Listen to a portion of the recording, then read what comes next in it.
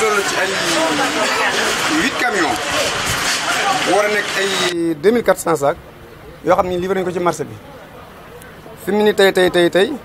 am na benn camion mu garé sama dépôt magasin ci garage bi boo xam mi ngi yore 800 sacs pour ku manqué mu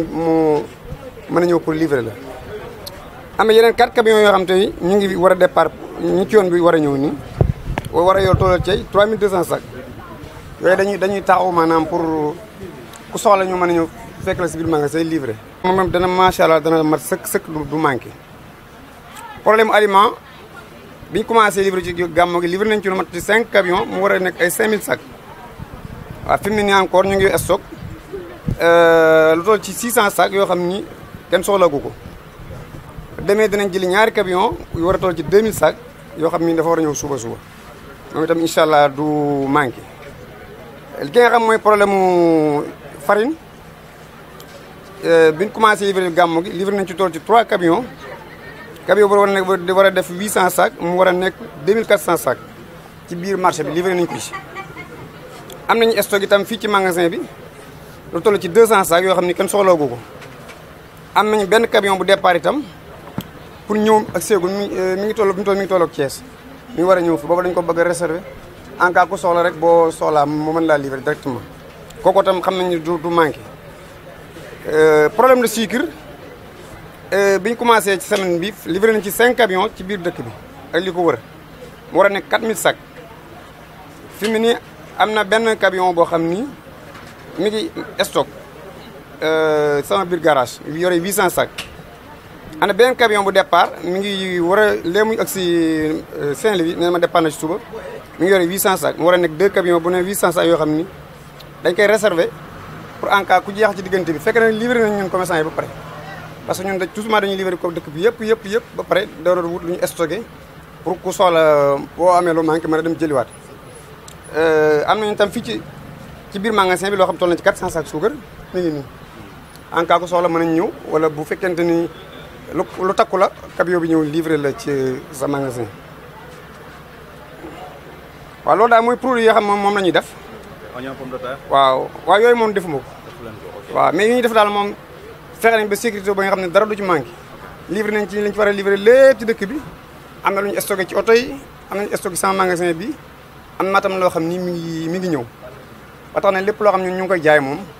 incha allah taala amu ci dara loo xam ne daal luy manqué la léppay doy moom. waaw loolu moom c'est sûr que moom man maa ko garanti lépp luñ ci xam ne dinaa ko def daal jàpp leen du manqué fii ci dëkk bi. préparé nañ ko avant gàmmu gi ba nga xam ne dara du ci manqué moom. Dame Diop grossiste Société Fonk si liggéey man maay directeur général bu Société Fonk si liggéey. ba loolu passé tam may sant waa Contre Prix parce que tam mboolem loo xam ne nii tam produit benn manqué wul mais surtout taxawaay am na ci solo lool ndax fépp fu ma woote pour wax ñu jàppale ñu ci pour mu bañ a manqué pour gàmmu Tiwaawan lañu am ñun dëkk bi lañu am ñu xamal ma ne moom ñoom woote nañ fi. ba incha allah taala foo dem ñi la waa service de commerce wute nañ fi muy ñoom Ousmane Mbaye ñoom Samb ñoom waa Tivaouane ñii taxaw nañ taxawaay bu ma sëkk ndax fépp man xamante naa ak ñoom fu ma dem xam naa directeur général ba xam naa ci topp ci moom waaye fu ma woote ñu xamal ma ni ma woote nañ fi pour gàmm gi dara bañ a manqué ba bu ma demee day yomb lool ba ci dawlin bi démb bi ma demee suba gi première fois bi ma demee lañ ma ni incha allah taala dañ la livré li ngeen am ci dawlin lépp ba tax na démb dox nañ ma 2 camions muy 4000 bidons fi mu ne nii may wax yow chargé ma benn tey sa matin caxat na loolu am na yu fa am une semaine 2 semaines chargé wuñ kon suñu taxawaay am na solo muy Ousmane Mbaye Aline Samb ak booba bu Tivaouane ak ñoom ñëpp daal ñu di leen ñaan di leen gërëm di ñaan yàlla may ñu gàmm ñu fekk lu bëree bëri ba li ñu yéene lépp man ko am ci guddi gàmm gi maa ngi gërëm ñëpp di sant ñëpp di ñaan ñëpp ci barkante sallallahu alayhi wa sallam kontaan nañ bu baax a baax ci visite bi nag yéen itam yal na leen yàlla taxaw sàmm leen suturaal leen ba li ngeen bëgg ci leen lépp suñu yàlla defal leen ko. La présentation. Assom Aminata Diatta, ministre du Commerce et des Petites et Moyennes Entreprises. Madame la ministre, vous venez d'effectuer une visite à Tivaouane. Comme l'a dit le grossiste, est-ce qu'on peut s'attendre à un bon déroulement du gàmmu côté approvisionnement de toutes les marchandises? Oui, comme nous avons eu à le constater, il y a un très bon approvisionnement du marché. Et nous voudrions d'abord remercier déjà les commerçants, mais aussi féliciter la direction du commerce intérieur pour toutes les dispositions qui ont été prises pour permettre en tout cas un approvisionnement correct du marché. Parce que à l'approche du Gamou, donc tous les foyers religieux, les localités qui abritent des foyers religieux ont été identifiées comme étant des localités prioritaires pour la livraison des denrées commandées. Donc c'est une excellente chose. Et aussi être rassuré par le niveau de stock, parce que quand nous avons un très bon niveau de stock, nous sommes persuadés qu'il y aura par la même occasion une stabilité des prix. Donc c'est une excellente chose, nous sommes tout à fait rassurés et nous pensons que le Gamou peut se dérouler dans de très bonnes conditions ici à Tivaouane. Les prix ne sont pas aussi un peu chers? Non, quand il y a un approvisionnement correct, les prix sont de facto également stables. Il n'y aura pas de tension sur les prix. Côté contrôle sur les marchandises, quels sont les retours que vous avez, Madame la Ministre? Bon, comme vous le savez, Tivaouane, les services, il y a déjà un service départemental du commerce, donc en permanence le marché est contrôlé, ce qui fait qu'il n'y a pas beaucoup de produits impropres à la consommation sur le marché. Mais quand même, les services sont toujours là pour poursuivre, parce que peut-être à quelques jours ou bien à 24 heures de l'événement, il se peut qu'il y ait des personnes mal intentionnées qui pourraient être en tout cas amenées ou bien tentées à introduire à Tivaouane des produits impropres à la consommation, mais le service départemental veille au grain et il est renforcé par le service régional, mais aussi tous les agents de la direction du commerce intérieur. Voilà, Madame la Ministre, ci wolof fi nemmeeku bi ci marché bi jëm ci waajtaayu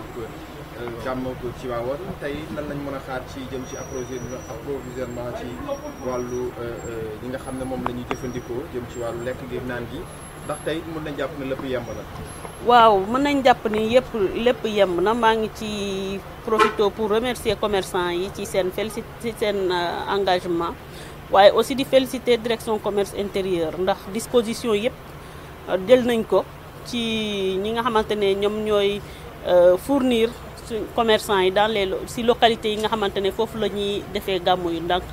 bu seen commande yegsee rek du taxaw, donc day leen di jaral ñu bàyyi yeneen commandes yi yëpp ñu livrer leen ba pare soog a jublu ci yeneen commandes yi. Donc loolu ay dispositions yu am solo la yi tax tey jii mënuñu wax ni produit bi am na benn produit bu manqué fii ca Tivaouane.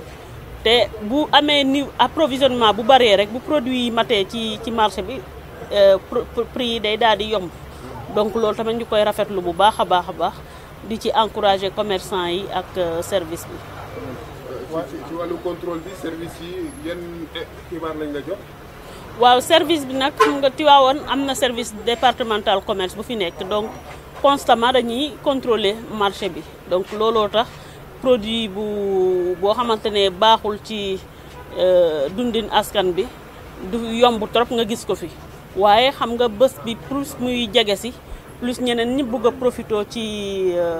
événement bi pour dugal produit yoo xamante ne xëy na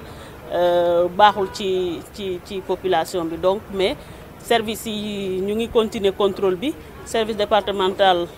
service régional ñëw na ko dooleel ak yenn agent yi nga xamante ne ci commerce intérieur la ñu bokk, donc mën nañ jàpp ni benn jafe-jafe incha allah du am, te képp ku fi indi produit boo xamante ne baaxul ci askan bi dinañ mën a teg loxo incha allah.